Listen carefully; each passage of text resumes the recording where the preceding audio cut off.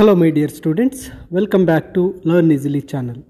ಈ ಒಂದು ವಿಡಿಯೋದಲ್ಲಿ ನಾವು ಅನಸೂಯ ಸೇನ್ ಗುಪ್ತಾರವರ ಸೈಲೆನ್ಸ್ ಈ ಒಂದು ಪದ್ಯದ ಲೈನ್ ಬೈ ಲೈನ್ ಎಕ್ಸ್ಪ್ಲನೇಷನ್ ಹಾಗೂ ಸಮರಿಯನ್ನು ಡಿಸ್ಕಸ್ ಮಾಡೋಣ.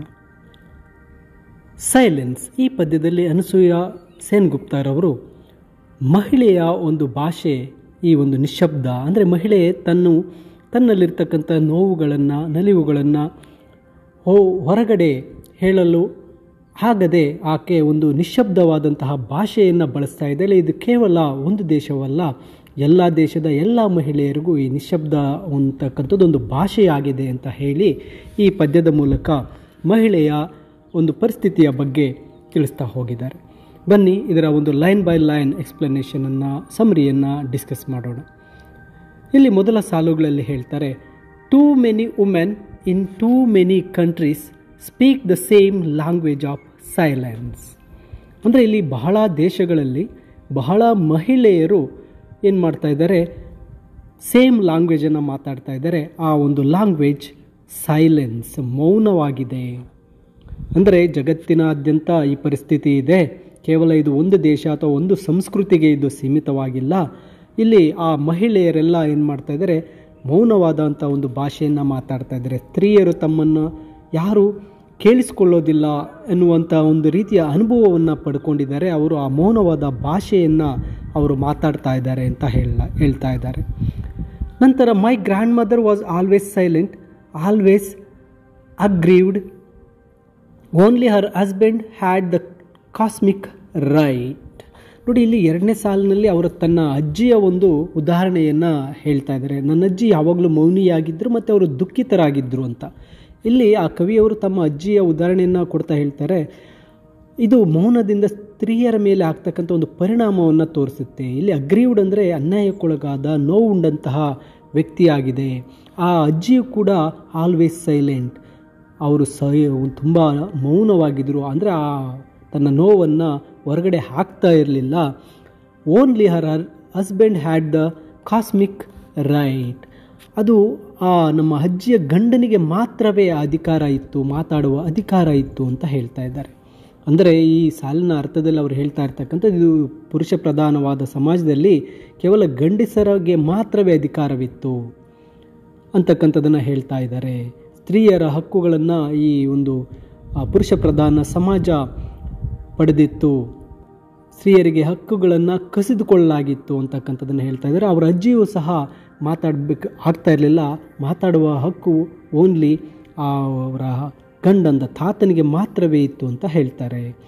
To speak and be heard they say it is different ನಾವು.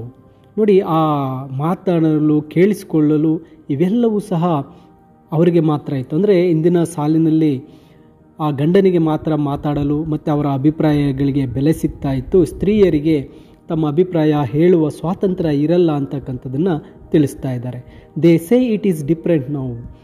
ಆದರೆ ಈಗ ಪರಿಸ್ಥಿತಿ ಬದಲಾಗಿದೆ ಅಂತ ಅವರು ಹೇಳ್ತಾ ಇದ್ದಾರೆ. ಅಂದರೆ ಸಮಾಜದ ದೃಷ್ಟಿಕೋನ, ಸಮಾಜದಲ್ಲಿ ಬದಲಾವಣೆಗಳು ಬಂದಿದೆ ಅಂತ ಹೇಳ್ತಾ ಇದ್ದಾರೆ. ಆ ಬದಲಾವಣೆ ನಿಜವಾಗಲು ನಿಜವೇ ಎಂಬತಕ್ಕಂಥದ್ದು ಪ್ರಶ್ನೆ. After all I am always vocal and my grand mother things I talk too much. ಆದರೆ ನಾನು ತುಂಬ ಚೆನ್ನಾಗಿ ಮಾತಾಡ್ತೇನೆ. ಅಂದರೆ ಕವಿ ಹೇಳ್ತಾ ಇರ್ತಕ್ಕಂಥದ್ದು, ನಾನು ತುಂಬ ಚೆನ್ನಾಗಿ ಮಾತಾಡ್ತೇನೆ, ಆದರೆ ನಾನು ಅಜ್ಜಿ ಅದನ್ನು ಬೇರೆ ರೀತಿ ತಿಳ್ಕೊಂಡಿದ್ದಾರೆ. ತಾನು ಚೆನ್ನಾಗಿ ಮಾತಾಡ್ತಾ ಇದ್ದಾನೆ, ಆದರೆ ಅಜ್ಜಿ ಪ್ರತಿಕ್ರಿಯೆ ಬೇರೆ ರೀತಿ ಇದೆ. ಅವರ ತನ್ನ ಮತ್ತು ಅಜ್ಜಿಯ ನಡುವೆ ತುಂಬ ಒಂದು ಡಿಫ್ರೆನ್ಸ್ ಇದೆ, ಭಿನ್ನಾಭಿಪ್ರಾಯಗಳಿದೆ ಅಂತಕ್ಕಂಥದ್ದನ್ನು ಹೇಳ್ತಾರೆ.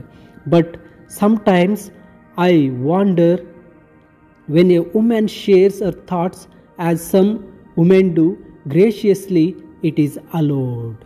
ನೋಡಿ, ಆದರೂ ಕೆಲವೊಮ್ಮೆ ನಾನು ಯೋಚನೆ ಮಾಡ್ತೇನೆ, ಆದರೂ ಇನ್ನೂ ನನಗೊಂದು ಅನುಮಾನ ಇದೆ. ಅಂದರೆ ಬಟ್ ಸಮ್ಟೈಮ್ಸ್ ಐ ವಾಂಡರ್, ಕೆಲವು ಸಮಯ ನನಗೆ ಒಂದು ರೀತಿ ಆಶ್ಚರ್ಯವಾಗುತ್ತೆ. ಏನಪ್ಪ ಅಂದರೆ, when a women shares Har thought, ಯಾವಾಗ ಒಬ್ಬ ಸ್ತ್ರೀ ತನ್ನ ಅನಿಸಿಕೆಗಳನ್ನು ಹಂಚ್ಕೋತಾಳೋ, ಆ್ಯಸ್ ಸಮ್ ವುಮೆನ್ ಡು, ಕೆಲವು ಮಹಿಳೆಯರದನ್ನ ಮಾಡ್ತಾರೆ. ಗ್ರೇಷಿಯಸ್ಲಿ ಇಟ್ ಈಸ್ ಅಲೋಡ್, ತುಂಬ ವಿನಯದಿಂದ ಹಂಚಿಕೊಂಡಾಗ ಅದನ್ನು ಹೇಳ್ಕೊಬೋದು ಅಂತ. ಸ್ತ್ರೀಯರು ವಿನಯದಿಂದ ಮಾತಾಡಿದರೆ ಮಾತ್ರ ಅವರ ಮಾತನ್ನು ಬೇರೆಯವರು ಅಂದರೆ ಪುರುಷರು ಕೇಳಿಸ್ಕೊಳ್ತಾರೆ. ಅಂದರೆ ಇಲ್ಲಿ ಸ್ತ್ರೀಯರ ಮಾತಿಗೆ ಒಂದು ಸೀಮಿತವಾದಂತಹ ಸ್ವಾತಂತ್ರ್ಯ. ಅವರು ವಿನಯವಾಗಿ ಪ್ರೀತಿಯಿಂದ ಮಾತಾಡಿದ್ರೆ ಮಾತ್ರ ಗಂಡಸರದನ್ನ ಕೇಳಿಸ್ಕೊತಾರೆ. ಅವರು ಬೇರೆ ರೀತಿಯಲ್ಲಿ ಮಾತಾಡೋದಕ್ಕೆ ಅವರು ಮನ್ನಣೆ ಕೊಡಲ್ಲ, ಗಂಡಸರು ಅದನ್ನು ಕೇಳಿಸ್ಕೊಳ್ಳೋದಿಲ್ಲ ಅಂತ. When a women fights for power as well women would like to. ಇಲ್ಲಿ ಯಾವಾಗ ಎಲ್ಲ ಸ್ತ್ರೀಯರು ತಮ್ಮ ಅಧಿಕಾರಕ್ಕಾಗಿ ಹೋರಾಡ್ತಾರೋ ಆಗ, ಅಂದರೆ ಸ್ತ್ರೀಯರ ಅಧಿಕಾರ ಬೇಕು ಮತ್ತು ಅದಕ್ಕಾಗಿ ಹೋರಾಡಲು ಬಯಸ್ತಾರೆ, ಆ ಸ್ತ್ರೀಯರಲ್ಲಿ ಆಶಯಗಳು ಇಲ್ಲ ಅಂತ ಇಲ್ಲಿ ಹೇಳೋಕ್ಕೆ ಆಗೋದಿಲ್ಲ. All women would like to, ಎಲ್ಲರೂ ಸಹ ಹೋರಾಟ ಮಾಡೋಕ್ಕೆ ಸಿದ್ಧರಾಗಿದ್ದಾರೆ, ಅಂದರೆ ಅವರ ಒಂದು ಅಧಿಕಾರವನ್ನು ಪಡೆಯೋದಕ್ಕೆ ಅವರು ಸಿದ್ಧರಾಗಿದ್ದಾರೆ. Quietly or loudly it is questioned. ಆದರೆ ಅವರು ನಿಧಾನವಾಗಿ ಮಾಡ್ಬೋದು, ಜೋರಾಗಾದರೂ ಮಾಡ್ಬೋದು, ಬಟ್ ಇಟ್ ಈಸ್ ಕ್ವಶನ್ಡ್. ಅದನ್ನು ಪ್ರಶ್ನೆ ಮಾಡಲಾಗುತ್ತೆ. ಸ್ತ್ರೀಯರ ಅಧಿಕಾರಕ್ಕಾಗಿ ಹೇಗೆ ಹೋರಾಡಿದ್ರೂ ಸರಿ ಅದನ್ನು ಪ್ರಶ್ನೆ ಮಾಡ್ತಾರೆ, ಅದನ್ನು ವಿರೋಧಿಸ್ತಾರೆ. ಆ ಸ್ತ್ರೀಯರು ತಮ್ಮ ಹಕ್ಕುಗಳನ್ನು ಪಡೆಯೋದಕ್ಕೆ ಈ ಒಂದು ಸಮಾಜ ಸಿದ್ಧವಾಗಿಲ್ಲ. ಸ್ತ್ರೀಯರು ಆ ಅಧಿಕಾರ, ಅವರ ಹಕ್ಕುಗಳನ್ನು, ಅವರ ಒಂದು ಮಾತಾಡ್ತಕ್ಕಂಥದ್ದನ್ನು ಮಾಡಿದರೆ ಅದನ್ನು ಪ್ರಶ್ನೆ ಮಾಡ್ತಾರೆ, ಅದನ್ನು ವಿರೋಧಿಸ್ತಾರೆ ಪುರುಷರು ಅಂತಕ್ಕಂಥದ್ದನ್ನ ಹೇಳ್ತಾರೆ. And yet there must be freedom if we are to speak, and yes there must be power if we are to be heard. ನೋಡಿ, ಅವರು ಹೇಳ್ತಾ ಇದ್ದಾರೆ, ಆದರೂ ಸಹ ನಾವು ಮಾತನಾಡಲು ಸ್ವಾತಂತ್ರ್ಯ ಇರಬೇಕು. ಸ್ತ್ರೀಯರು ಮಾತಾಡೋದಕ್ಕೆ ಸ್ವಾತಂತ್ರ್ಯ ಬೇಕು. ಸ್ತ್ರೀ ಸ್ವಾತಂತ್ರ್ಯ ಅಗತ್ಯತೆಯನ್ನು ಈ ಸಾಲಿನಲ್ಲಿ ಒತ್ತಿ ಹೇಳ್ತಾ ಇದ್ದಾರೆ. ಅದರ ಜೊತೆಗೆ ಹೌದು, ಮತ್ತು ನಾವು ಕೇಳಿಸ್ಕೊಳ್ಬೇಕಾದರೂ ನಮಗೆ ಅಧಿಕಾರ ಇರಬೇಕು. ಕೇವಲ ಸ್ವಾತಂತ್ರ್ಯವಿದ್ದರೆ ಸಾಲದು, ಸ್ತ್ರೀಯರ ಮಾತಿಗೆ ಬೆಲೆ ಸಿಗಬೇಕು, ಅವರಿಗೆ ಅಧಿಕಾರವೂ ಇಲ್ಲಿರಬೇಕು.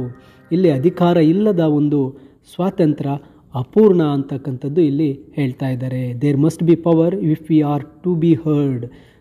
ನಾವು ಕೇಳಿಸ್ಕೊಂಡಾಗ ನಮಗೆ ಆ ಒಂದು ಪವರ್, ಅಧಿಕಾರ ಇರಬೇಕು ಅಂತಕ್ಕಂಥದ್ದನ್ನು ಹೇಳ್ತಾರೆ. And when we have both freedom and power, let us now be understood. We seek only to give words to those who cannot speak. ಇಲ್ಲಿ ಸಾಲಿನಲ್ಲಿ ಹೇಳ್ತಾ ಇದ್ದಾರೆ, ವೆನ್ ವಿ ಹ್ಯಾವ್ ಬೋತ್, ಅಂದರೆ ನಮಗೆ ಆ ಸ್ವಾತಂತ್ರ್ಯ ಅಧಿಕಾರ ಎರಡೂ ನಮಗೆ ಸಿಕ್ಕಾಗ let us now be understood. ನಾವಿಲ್ಲಿ ಒಂದನ್ನು ಅರ್ಥ ಮಾಡ್ಕೊಳ್ಬೇಕು. ಸ್ತ್ರೀಯರ ಮಾತನ್ನು ಕೇಳಿಸ್ಕೊಳ್ಳೋದನ್ನ ನಾವು ಅರ್ಥ ಮಾಡ್ಕೋಬೇಕು. ಸ್ತ್ರೀಯರ ಅನುಭವಗಳಿಗೆ ಮನ್ನಣೆ ಸಿಕ್ಕಾಗ ನಾವು ಇಲ್ಲೊಂದನ್ನು ಅರ್ಥ ಮಾಡ್ಕೋಬೇಕು. ಏನಪ್ಪ ಅಂದರೆ, we seek only to give words to those who cannot speak. ಅಂದರೆ ಈಗ ನಾವು ಆ ಪದಗಳು ಯಾವುದನ್ನು ನಾವು ಮಾತಾಡ್ತಾ ಇದ್ದೀವಿ ಅಂದರೆ, ನಾವು ಇದುವರೆಗೂ ಮಾತಾಡದೆ ಉಳಿಸ್ಕೊಂಡಿರ್ತಕ್ಕಂತಹ ಆ ಒಂದು ನೋವುಗಳಿಗೆ, ದುಃಖಗಳಿಗೆ ನಾವು ಆ ಪದಗಳನ್ನು ಕೊಡ್ತಾ ಇದ್ದೇವೆ. We seek only to give words those who cannot speak. ಮಾತಾಡೋಕ್ಕೆ ಆಗದೇ ಇರತಕ್ಕಂಥ ವಿಷಯಗಳಿಗೆ ಈಗ ನಾವು ಆ ಪದಗಳನ್ನು ಕೊಟ್ಟು ಮಾತಾಡ್ತಾ ಇದ್ದೇವೆ. ಅಂದರೆ ಸ್ತ್ರೀಯರ ಹೋರಾಟದ ಉದ್ದೇಶ ಮೌನವಾಗಿರುವವರಿಗೆ ಧ್ವನಿಯಾಗುವತಕ್ಕಂಥದ್ದು. ಇದು ಸ್ತ್ರೀಯರ ಒಗ್ಗಟ್ಟನ್ನು ತೋರಿಸ್ತಾ ಇದೆ. ಮಾತನಾಡಲು ಸಾಧ್ಯವಾಗದವರಿಗೆ ನಾವು ಮಾತುಗಳನ್ನು ನೀಡಲು ಬಯಸ್ತಾ ಇದ್ದೇವೆ. ಯಾರು ಮಾತಾಡದೆ ಸೈಲೆಂಟ್ ಆಗಿದ್ದಾರೆ, ಆ ಒಂದು ಪುರುಷರ ಸಮಾಜದಲ್ಲಿ ತುಳಿತಕ್ಕೆ ಒಳಗಾಗಿದ್ದಾರೆ, ಅವರಿಗೆ ಧ್ವನಿಯನ್ನು ಕೊಡ್ತಾ ಇದ್ದೀವಿ ಅಂತ ಹೇಳ್ತಾ ಇದ್ದಾರೆ. Too many women in too many countries. ತುಂಬ ದೇಶಗಳಲ್ಲಿ ಈ ರೀತಿಯ ಮಹಿಳೆಯರು ಇದ್ದಾರೆ. ಇದು ಜಾಗತಿಕ ಒಂದು ಸಮಸ್ಯೆ ಅಂತ ಹೇಳ್ತಾ ಇದ್ದಾರೆ. I seek to forget the sorrows of my grandmother's silence. ಆ ಕೊನೆ ಸಾಲಲ್ಲಿ ಹೇಳ್ತಾ ಇದ್ದಾರೆ, ನಾನು ನನ್ನ ಅಜ್ಜಿಯ ಈ ಒಂದು ಸೈಲೆನ್ಸ್, ಆ ಅಜ್ಜಿಯ ಒಂದು ದುಃಖಗಳನ್ನು ಮರೆಯಲು ನಾನು ಬಯಸ್ತೇನೆ. ಅಂದರೆ ಆ ಹಿಂದಿನ ತಲೆಮಾರಿನ ನೋವನ್ನು ಮರೆತು ಬಿಡಬೇಕು. ಆ ಹಿಂದಿನ ಅಜ್ಜಿಯ ಕಾಲದ ಸೈಲೆನ್ಸ್ ಮುಗಿದೋಗಿದೆ. ಆದರೆ ಈ ಕೊನೆಯ ಸಾಲಿನ ಅರ್ಥ ಏನಪ್ಪ ಅಂದರೆ, ಮುಂದಿನ ತಲೆಮಾರು ಭವಿಷ್ಯದಲ್ಲಿ ಬದಲಾವಣೆ ತರಬೇಕು ಅಂತಕ್ಕಂಥದ್ದನ್ನು ಕವಿ ಹೇಳ್ತಾ ಇದ್ದಾರೆ. I seek to forget the sorrows of my grandmother silence. ಅಂದರೆ ನಾನು ನನ್ನ ಆ ಅಜ್ಜಿಯ ಕಾಲದ ಆ ದುಃಖಗಳನ್ನು ಮರ್ತೋಗೋಕ್ಕೆ ರೆಡಿಯಾಗಿದ್ದೀನಿ. ಆದರೆ ಮುಂದಿನ ತಲೆಮಾರು ಅಥವಾ ಭವಿಷ್ಯದ ಪೀಳಿಗೆಗೆ ಉತ್ತಮವಾದ ಜೀವನ ಕೊಡಬೇಕು. ಭವಿಷ್ಯದ ಮಹಿಳೆಯರಿಗೆ ಅವರು ಮಾತಾಡ್ತಕ್ಕಂಥದ್ದು, ಈ ಸೈಲೆನ್ಸನ್ನು ಬಿಟ್ಟು ಮಾತಾಡ್ತಕ್ಕಂತಹ ಒಂದು ಅವಕಾಶವನ್ನು ಕೊಡಬೇಕು, ಭವಿಷ್ಯದಲ್ಲಿ ಬದಲಾವಣೆ ತರಬೇಕು ಅಂತಕ್ಕಂಥದ್ದನ್ನು ಕವಿಯವರು ಈ ಒಂದು ತಮ್ಮ ಸಾಲುಗಳಲ್ಲಿ ತಿಳಿಸಿದ್ದಾರೆ. ಕೊನೆಯ ಸಾಲಿನಲ್ಲಿ ತಿಳಿಸ್ತಾ ಹೋಗಿದ್ದಾರೆ. ನೋಡಿ, ಇಲ್ಲಿ ಅನಸೂಯ ಸೇನಗುಪ್ತರವರು ಹೇಳಿರ್ತಕ್ಕಂಥದ್ದು ಜಾಗತಿಕವಾಗಿ ಎಲ್ಲ ಮಹಿಳೆಯರಲ್ಲೂ ಈ ಮೌನ ಭಾಷೆ, ಸೈಲೆನ್ಸ್ ಅಂತಕ್ಕಂಥ ಭಾಷೆ ಇದೆ. ಆದರೆ ಅವರೆಲ್ಲರಿಗೂ ಸಹ ಮಾತಾಡ್ತಕ್ಕಂಥದ್ದು ಬೇಕು. ನಾವು ಹೋರಾಟ ಮಾಡಬೇಕು, ಅಧಿಕಾರ ಮತ್ತು ಆ ಸ್ವಾತಂತ್ರ್ಯವನ್ನು ಪಡೀಬೇಕು. ಕೊನೆಗೆ ಅವರು ಮಾತಾಡದೇ ಇರತಕ್ಕಂಥ ಮಹಿಳೆಯರನ್ನು ಮಾತಾಡುವಂತೆ ಮಾಡಬೇಕು. ಹಳೆ ಕಾಲದ್ದನ್ನು ಈಗ ಮರೆತು ಹೋಗ್ತಾ ಇದ್ದೇನೆ. ಮುಂದಿನ ಭವಿಷ್ಯದಲ್ಲಿ ಎಲ್ಲರಿಗೂ ಸಹ ಮಾತಾಡುವ ಅವಕಾಶ ಸಿಗಲಿ ಅಂತ ಈ ಪದ್ಯದ ಮೂಲಕ ತಿಳಿಸ್ತಾ ಇದ್ದಾರೆ.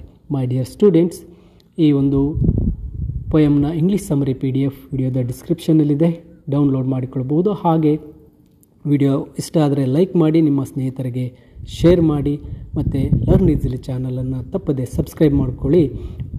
ಮುಂದೆ ಬರ್ತಕ್ಕಂಥ ವಿಡಿಯೋಗಳನ್ನು ತಪ್ಪದೆ ನೋಡಿ ಅಂತ ತಿಳಿಸುತ್ತಾ ಎಲ್ಲರಿಗೂ ಧನ್ಯವಾದಗಳು.